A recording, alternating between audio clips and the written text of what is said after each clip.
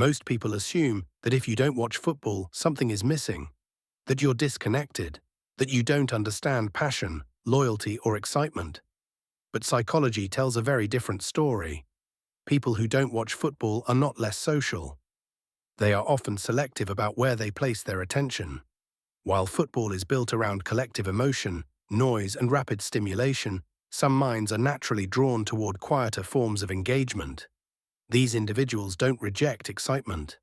They simply experience meaning differently. For them, emotional depth doesn't come from shouting together, but from presence, focus, and internal clarity. Psychologists describe this as a preference for low arousal satisfaction. It's not boredom, it's regulation. Instead of external stimulation, they rely on inner rhythms. When a big match is on, they might be reading, cooking slowly, listening to music, or sitting quietly with their thoughts. And this isn't avoidance, it's alignment. Studies show that people who prefer solitary or calm activities often have a stronger connection to their internal emotional states. They don't need constant validation from a crowd to feel engaged or fulfilled. Football culture is powerful because it synchronizes emotion. Everyone feels the same thing at the same time, but not everyone seeks synchronization. Some people value autonomy of feeling. They want emotions to arise naturally, not on schedule. That's why, when surrounded by fans celebrating a goal, they may feel distant rather than excited. Not because they're cold, but because the emotion doesn't belong to them. Psychologically, this reflects a strong internal locus of control. Their sense of meaning is self-directed. They don't wait for moments to be declared important by society.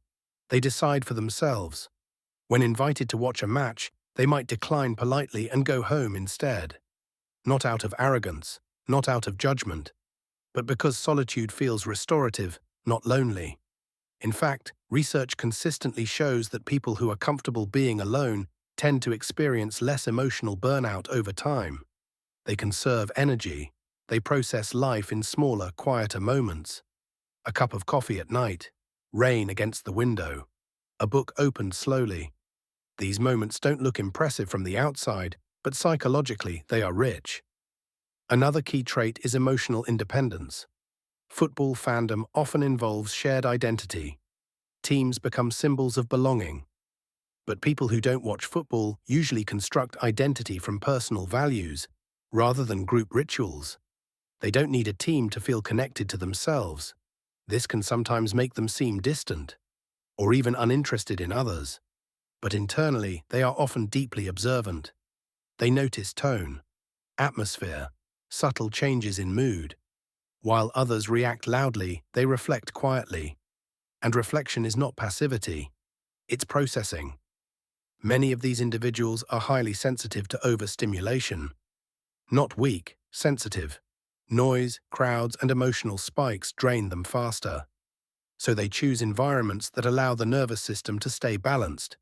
This is why you'll often find them at home during major events, not missing out, but recharging. Psychologically, this is a form of self-trust. They trust that their way of experiencing life is valid, even if it doesn't match the majority. And that takes confidence. There's also a misconception that people who don't watch football don't care about connection. In reality, they often prefer one-on-one depth over group excitement. They value conversations that wander, silences that feel comfortable, relationships that don't require performance. They're not trying to escape society. They're trying to experience it in a way that feels honest. When they say, "I don't really watch football," what they're often saying is, "I know what brings me peace, and that peace matters more than fitting in." Psychology doesn't frame this as abnormal. It frames it as temperamental diversity. Human minds are not designed to enjoy the same stimuli. Some thrive in crowds, others thrive in stillness. Neither is superior, they are complementary. The problem arises only when one is treated as the default. So the next time someone doesn't care about the match, doesn't know the score, or chooses a quiet night instead. It's not a lack. It's a different orientation toward meaning, a quieter psychology, one that values depth over volume, presence over spectacle, and inner balance over external noise. And in a world that rarely stops shouting, that kind of mind is not missing anything at all. It's simply listening elsewhere. If you found meaning in this reflection, consider subscribing to the channel. Here we explore the quiet sides of human psychology, the thoughts people rarely say out loud, and the emotions that don't need an audience. You're welcome to stay.